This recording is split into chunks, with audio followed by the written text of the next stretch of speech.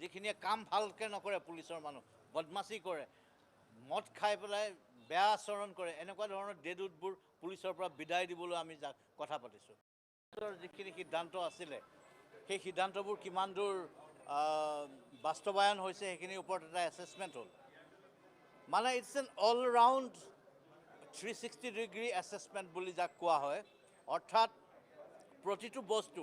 ৰিক্ৰুটমেণ্টৰ পৰা আৰম্ভ কৰি ট্ৰেইনিঙৰ পৰা আৰম্ভ কৰি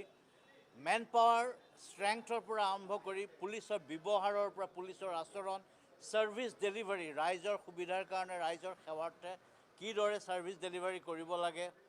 আৰু আমাক কি কৰা হৈছে আমাৰ কি প্ৰতিবন্ধকতা আছে আমাৰ প্ৰশাসনটো চলাই যাওঁতে আমাৰ কি সমস্যা হয় আৰু সেইখিনি ইমিডিয়েট অনাৰেবল চিফ মিনিষ্টাৰে দূৰীকৰণৰ কাৰণে বাস্তৱ ব্যৱস্থা জেগাতে লৈছে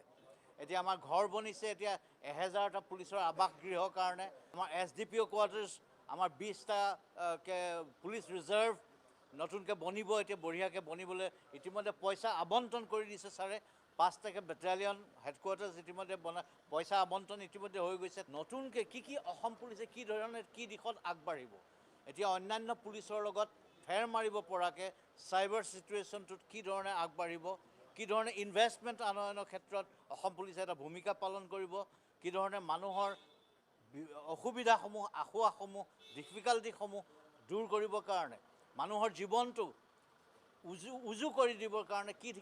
সহায় কৰিব পাৰিব আননেচেচাৰী মানুহক থানালৈ মাতি আনি ডিষ্টাৰ্ব নকৰাকৈ কেনেকৈ থানালৈ নহাকৈ মানুহৰ ঘৰত গৈ ছাৰ্ভিচটো কেনেকৈ দিব পাৰিব ইত্যাদি ধৰণৰ বহুত কথা আলোচনা হৈছে বহুত পেটি কেছেছ উইথড্ৰয়েল হ'ব এতিয়া প্ৰায় 1 লাখমান 3 বছৰতকৈ কম পানিছমেণ্ট থকা বহুত পেটি কেছেছ বহুত থানা আদালতে পৰি আছে সেইখিনি আমি উইথড্ৰয়েল কৰাৰ কথা চিন্তা কৰিছোঁ তাৰ কাৰণে SOP ডেভেলপ কৰিছোঁ আৰু সেইখিনি হ'লে থানাত কেছৰ লোডখিনি বহুত কমি যাব ইতিমধ্যে কেছবিলাকৰ কোৱালিটি ইনভেষ্টিগেশ্যন ভাল ধৰণৰ গুণগত মৰ্যাদাৰ অনুসন্ধান আৰু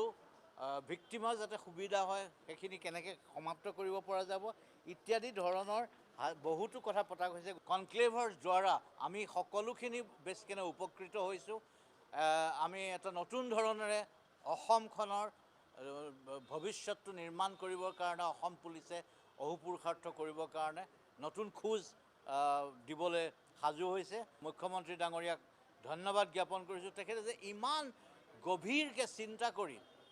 আমাৰ লগত আলোচনা কৰি কি ধৰণে আগুৱাই লৈ যাব তাৰ বাস্তৱ ব্যৱস্থা ক্ষিপ্ৰ ব্যৱস্থাখিনি ল'বৰ কাৰণে তেখেতে ব্যৱস্থা গ্ৰহণ কৰিছে আৰু যিখিনি ডেডউড যিখিনিয়ে কাম ভালকৈ নকৰে পুলিচৰ মানুহ বদমাচি কৰে